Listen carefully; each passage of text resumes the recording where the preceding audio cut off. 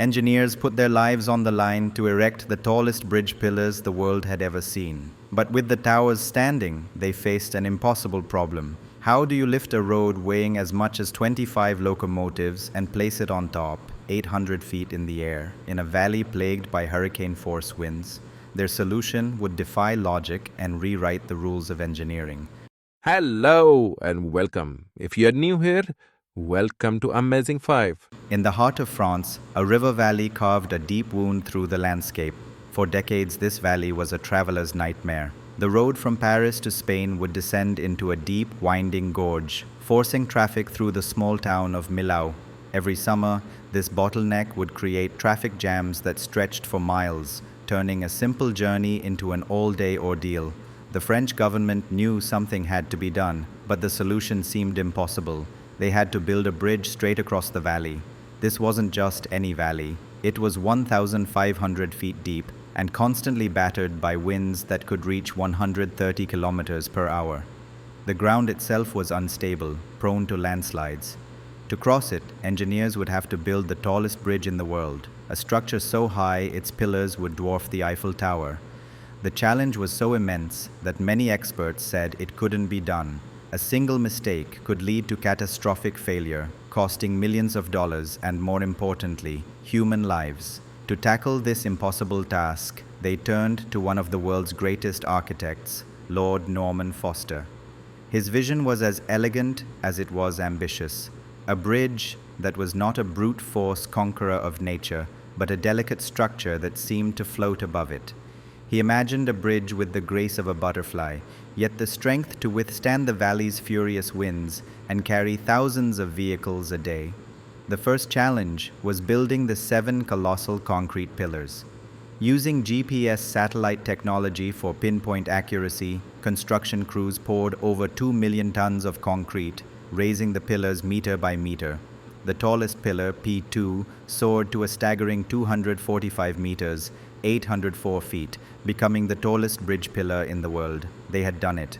They had built the foundations of a giant in the sky. But now came the part everyone said was impossible. The road itself, a 36,000-ton steel spine, had to be placed on top of these pillars. No crane on Earth was powerful enough or stable enough to lift such immense sections to that height in the treacherous winds. The project was at a standstill. The construction company was facing a fine of $30,000 for every day they fell behind schedule. The pressure was immense. It was then that the engineering team came up with a revolutionary solution, a plan so daring it had never been attempted on this scale before. If they couldn't lift the road up, they would slide it across. From both sides of the valley, they began constructing the massive steel road deck. Then, using a complex system of powerful hydraulic rams located on top of each pillar, they began to slowly push the two halves of the bridge out over the empty space. Imagine pushing a ruler across a series of pencils. That was the principle, but on a mind-boggling scale. To support the immense weight, as the road extended into thin air, temporary steel towers were built between the main pillars. For months, the two sides of the bridge crept towards each other, inch by painful inch. The entire operation was a high-wire act.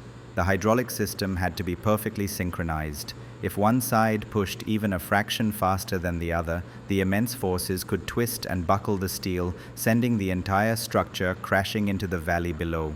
Finally, in May 2004, the moment of truth arrived. After years of construction and a final nail-biting push, the two halves of the Millau Viaduct met in the center, 900 feet above the river.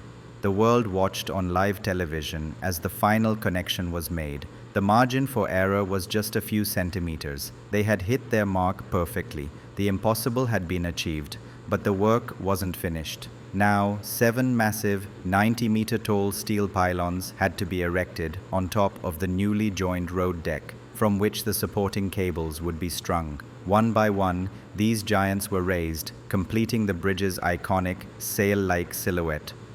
On December 16, 2004, the Millau Viaduct opened to the public. It had been completed ahead of schedule and under budget. It stood not just as a solution to a traffic problem, but as a monument to human ingenuity. A testament to a team of engineers who, when faced with an impossible task, didn't give up. Instead, they dreamed up a new way to build, proving that with enough courage and brilliance, we can not only conquer nature's greatest challenges, but do so with breathtaking beauty.